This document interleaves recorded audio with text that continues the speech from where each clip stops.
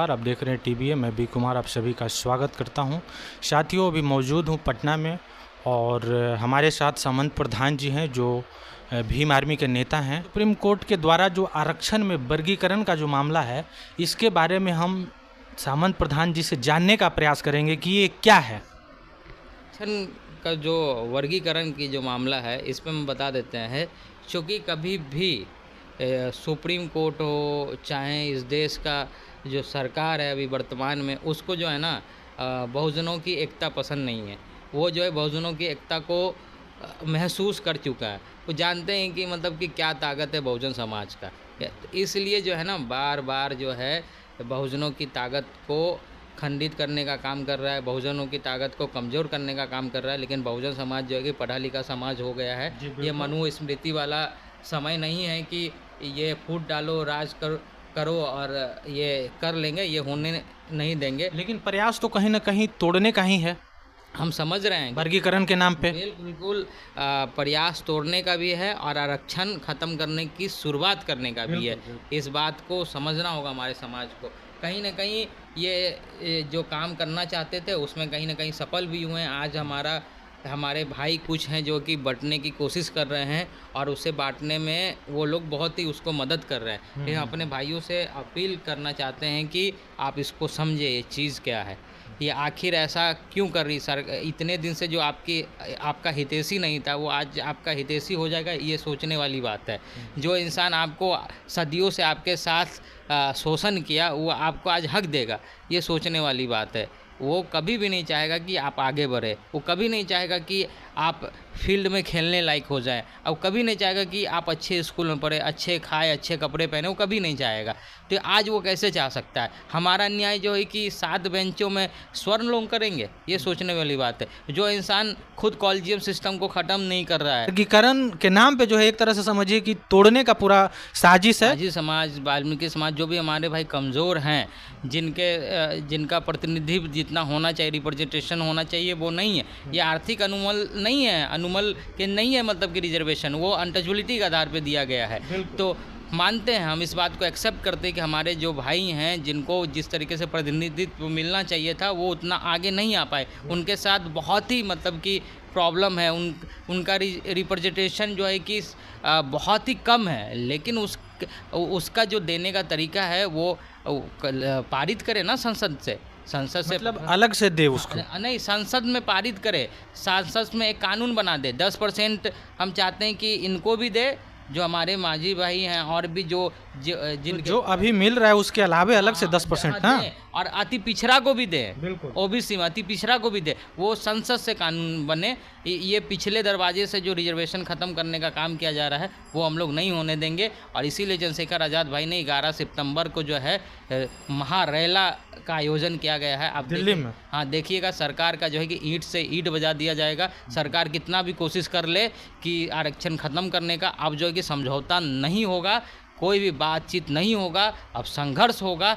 और उसको याद करना होगा कि हम वो खून हैं जो कि 2 अप्रैल पे जो है कि इस सरकार को जो मनमानी करने का प्रयास किया था, जो 2 अप्रैल पे शोषित वंचितों का अधिकार को ख़त्म करने का बात किया था, तो सरकार को झुकाने का काम किए थे और फिर झुकेगा। अभी रैली नहीं, रैला होने जा रहा है।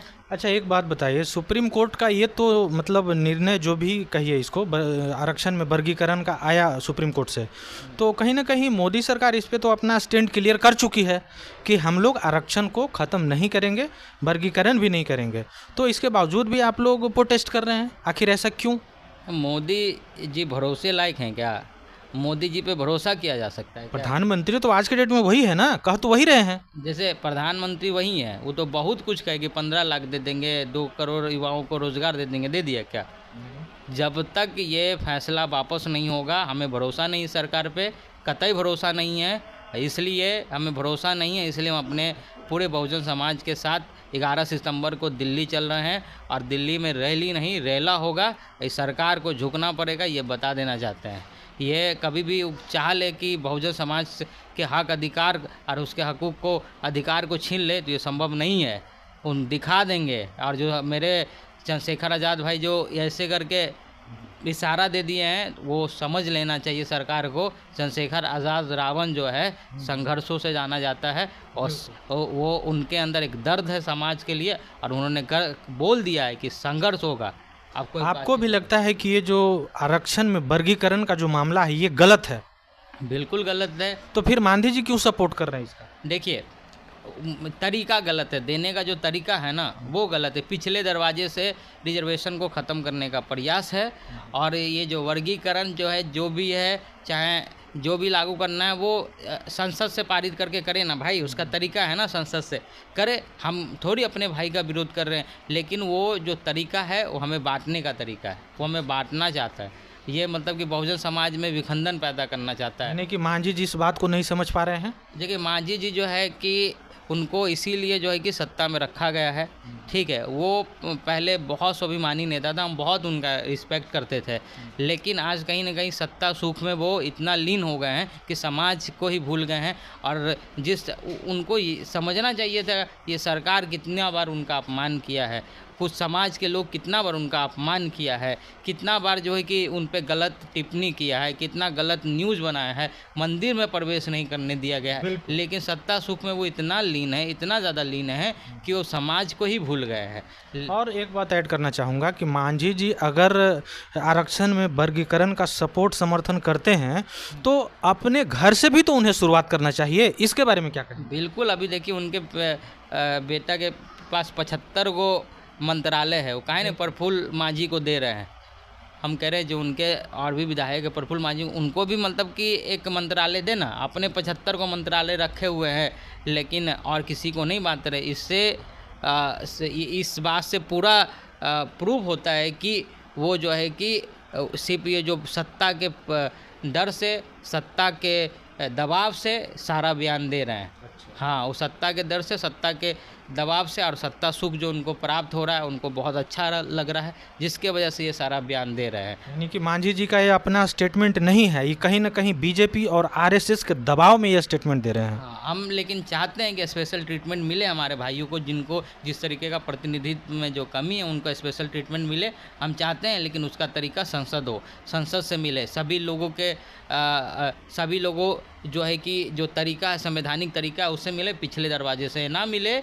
और हम सब भाई अपने भाई को सपोर्ट नहीं करेंगे। मनीषा वाल्मीकि का घटना हुआ, देश में इतना सारा वाल्मीकि समाज का घटना हुआ, तो कौन भीम आर्मी पूरा एकदम डंडा झंडा मजबूत करके लड़ने का काम किया। तो ये इससे हमारे भाई को समझना चाहिए, उन्हें समझना चाहिए कि ये जो हम लोगों में जो विभेद पैदा करने का काम कर रहा है वो सुप्रीम कोर्ट पैदा करने का काम कर रहा है, वो सरकार के दबाव में पैदा करने का काम कर रहा है, जो सरकार कभी नहीं चाहती कि आप एक रहें। क्योंकि वो जानता है कि अगर ये एक रहेंगे तो हम सत्ता में कभी नहीं रहेंगे। मोदी सरकार में एक बिहार का ही मंत्री है चिराग पासवान जी, वो तो सपोर्ट में है, समर्थन में है कि नहीं, अगर आरक्षण में वर्गीकरण लागू होता है तो ये गलत है, इसका हम विरोध करते हैं। देखिए, वो जो है ना, वो जान रहे हैं कि अगर इस तरह का बयानबाजी नहीं करेंगे तो जो हम समाज है उसको सबक सिखाने का काम करेगा। लेकिन वो किस तरह का समर्थन भाई, जब आपका समाज लाठी खा रहा है सड़क पे, जब आपके समाज को लाठी से मार के मुंह कान फोड़ दिया जा रहा है, तभियो आप जो है कि सड़क पे नहीं आए, और जिस तरीके से आवाज़ उठाना चाहिए वो नहीं उठा रहे। बस हाँ, एक मतलब कि बोल दिए कि हाँ है समर्थन में, इस तरीके का समर्थन मिला। समर्थन अगर देखना है तो चंद्रशेखर आज़ाद रावण भाई को देखिए, जो अब पहले संसद नहीं थे तो भी सड़क पे थे, आज संसद है तो भी समाज के अधिकार के लिए सड़क पे है। इस बात को समझना होगा। नेता का मतलब वही होना चाहिए, आप संसद हैं तो नेता के वजह से ही संसद हैं, और जनता का जो मूलभूत चीज़ है इसको लेकर के सोचिए कि अभी भी वो सड़क पे हैं। यानी कि जनता के हर एक उस मूलभूत चीज़ों को ध्यान में रखते हुए उनके हक अधिकार को लेकर के 11 तारीख को दिल्ली में वो बहुत बड़ा जन आंदोलन करने वाले हैं। दिल्ली नहीं, रैला होने वाला है।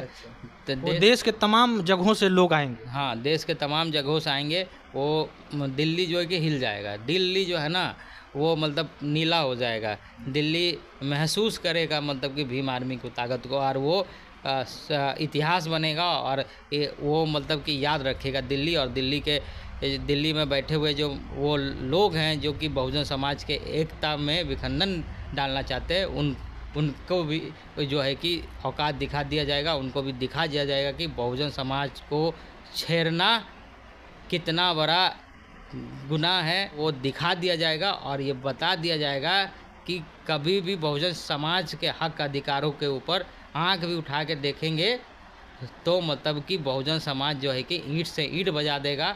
और हमारे महापुरुषों ने कहा है कि जब सड़कें सूनी हो जाती है तो संसद आवारा हो जाता है। और हमारे चंद्रशेखर भाई ने ये साबित करके दिखाया कि संसद को कभी भी आवारा नहीं होने देंगे। तो ये थे सामंत प्रधान जी, इन्होंने अपनी बात को बहुत ही बेबाकी तरीके से रखा। और आप तमाम बहुजन साथियों से एक अपील है कि अगर आप आरक्षण में वर्गीकरण के विरुद्ध अगर भाई चंद्रशेखर आज़ाद रावण को सपोर्ट करते हैं तो आप 11 सितंबर को दिल्ली ज़रूर पहुँचिए। चलिए, तब तक के लिए धन्यवाद।